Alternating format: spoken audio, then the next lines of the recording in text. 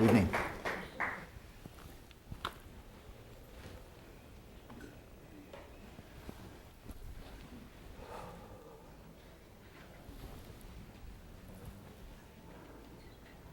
I'm glad to join you tonight and have the opportunity to speak on really one of my favorite topics. After having been a monk for many years, Tibetan Buddhist monk, living with Tibetans, a lot of that time in India, when after 14 years leave of absence from Western civilization, decided to come back and try to integrate what I'd learned from the Tibetans with my Western background, I made a beeline for physics. And that was at Amherst College when I was, 34 years old, decided to finish my undergraduate education. And so this was my first venturing back into the field of science. It was in physics. Since then, a lot of work with neuroscientists, psychologists, and so forth. But I'm coming back to physics again and have a renewed love affair. The topic for tonight is one that I think should very properly arouse a strong sense of skepticism. Where Buddhism and physics converge, how could they possibly converge? And that is, if we look at the methodologies, how do Buddhists, traditional Buddhists, Buddhist monks, yogis, and so forth, how are they inquiring into the nature of reality, primarily by way of meditation? And the primary emphasis of that is looking into the very nature of awareness itself. Not exclusively, but that's certainly a central theme. So we have yogis living in caves in the Himalayas, or in little grass huts in India 1,500 years ago, meditating, allegedly making discoveries. But in terms of sheer methodology, also a contemplative methodology. And then we have physicists going back to the time of Galileo. Where are they directing their attention? Not to their minds at all. They're directing their attention entirely outwards, and moreover, they're directing their attention outwards by way of increasingly sophisticated technology. Galileo with his 20-power telescope, right onto the Hubble telescope. Tibetans had nothing like that. The ancient Indians, nothing remotely like that. And then this marvelous quantitative analysis that is characteristic of all branches of physics. Buddhists don't have any of that. So how could there possibly be any convergence? The methodologies are so different. Just for starters, and then we take Buddhism. A lot of people, especially people who don't understand Buddhism particularly well, regard Buddhism rather generically as a religion. Physics is just a paradigm of science. So again, people approaching their understanding of reality by way of religion, that pretty much always entails some appeal to authority. Buddha or God or Jesus or Muhammad, but somebody who really knows what's going on, and then we take their word for it. The physicists are doing just the opposite, aren't they? They're appealing to nature. And if you want to get a Nobel Prize in physics, refute your mentor. Find the highest mountain behind you, whether it's Newton, whether it's Maxwell, whether it's Max Planck, whether it's Einstein. If you can refute them and do it in a compelling fashion, oh, bully for you. You get a Nobel Prize. You don't hear too many Buddhists getting a Nobel Prize for refuting the Buddha. And so how people following something that certainly walks like a duck and quacks like a duck, in some respects, Buddhism certainly looks in some respects like a religion. Physics is clearly a science. How could there be any convergence that's not just smoke and mirrors? So shall we stop there? I'm inviting you to be skeptical. And in terms of presenting my case, that there is in fact at least a possible, meaningful convergence. The power of what I'll be presenting, if there is any power to it at all, will not be the power of just sheer reasoning, that you'll go out of there, or that I anticipate, or even hope that you'll go out of here thinking, by gum, he's right. Everything he said was so compellingly argued, it must be right. I don't think so. What I am suggesting is that there are avenues of empirical inquiry that may give rise to empirical insights that may suggest a profound convergence. So this is not just an exercise in philosophy. This is an opening of a strategy for combining, integrating methodologies from physics and Buddhism and seeing where that might take us.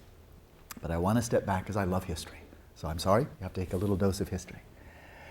The dose of history here is to pinpoint or focus especially on a mindset, above all a mindset, that was a tremendous impediment to scientific inquiry and scientific discovery. If I give just one quintessential phrase. It's from the American historian Daniel Boorstin. The greatest impediment to discovery is not ignorance, it is the illusion of knowledge. It's thinking we know something and we don't. But since we think we know it, we feel that there's no reason to question it. That's the greatest impediment. Ignorance is sweet. Not that I would aspire for it. I have as much as I can handle already. But ignorance is innocent. Ignorance is clean. Just coming out and saying, I don't know. That's not an impediment. That's just being honest. How could that possibly be an impediment? That's clean. But the illusion of knowledge can be very problematic. If we go back to the time of Galileo, and we see what was he resisting, and Francis Bacon resisting, and René Descartes, what were they resisting? What are they rebelling against? It was this medieval scholasticism that dominated European thinking for a few centuries. And it had a very clear-cut hierarchy. And that is, above all, we will bow, we will submit to divine revelation, supernatural revelation. God's own words, by way of the prophets, by way of Jesus, by way of the church councils, which are believed to be, blessed by, guided by the Holy Spirit, by God's guiding hand. That trumps everything in this medieval picture. But of course, in this medieval scholasticism, what they did, especially Thomas Aquinas, was taking biblical theology, centuries of biblical theology, fusing that with a stroke of extraordinary brilliance, fusing Christian biblical theology with Aristotelian philosophy, Aristotelian reason, Aristotelian physics, and so forth. But here's the famous phrase, philosophy is the handmaiden of theology. Reason is subservient to divine revelation. In the final analysis, if you want to be saved, you're not going to get there by thinking really smart thoughts. You're going to get there by submitting to, bowing to, accepting, grace accepting divine authority, which transcends the limits of your reasoning, quite possibly, and certainly transcends the limit of your experience. So reason is there to illuminate, to clarify what we know to be true, or at least have an illusion of knowing to be true, namely divine revelation. And then finally there's just experience. And that is, what do we actually perceive of the world, whether of the world around us, or in the Cartesian sense, if we apply introspection, start observing our own minds, what do we observe when we do so?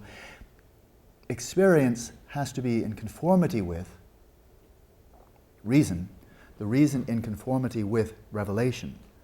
The Bible does not need to conform to Aristotle. Aristotle needed to conform to the Bible. People's experience needed to conform to medieval scholasticism, and if they had experiences that did not, they didn't count. There were type of experiences that didn't count because they couldn't possibly be true, because they were not congruent with or in accordance with divine revelation and the reasoning that backed that up. So there was a certain mindset, and Galileo challenged that, saying that in terms of the supernatural realm, the nature of God, the Trinity, heaven and hell, the nature, Jesus' divinity, we leave that to you, with all those supernatural themes, to the theologians. You trump everybody, we grant you that. But he was coming in for turf.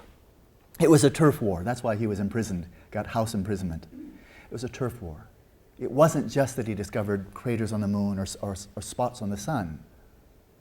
It was that he was demanding of the church, there's a domain where we will not simply acquiesce to whatever you say, and that is the physical universe. And we will observe it, we will make our observations, and if they are incompatible with Aristotelian thought, assertions, assumptions, so much the worse for Aristotle. And if something contradicts a literal reading of the Bible, well, then you just better think about the Bible again and interpret it differently. When you are in charge of all the turf, you don't really want an interloper coming in and telling you, by the way, we're going to just take the physical universe, if you don't mind. You say, well, we kind of like the physical universe. We like this unified picture where everything is under one umbrella and we're calling all the shots.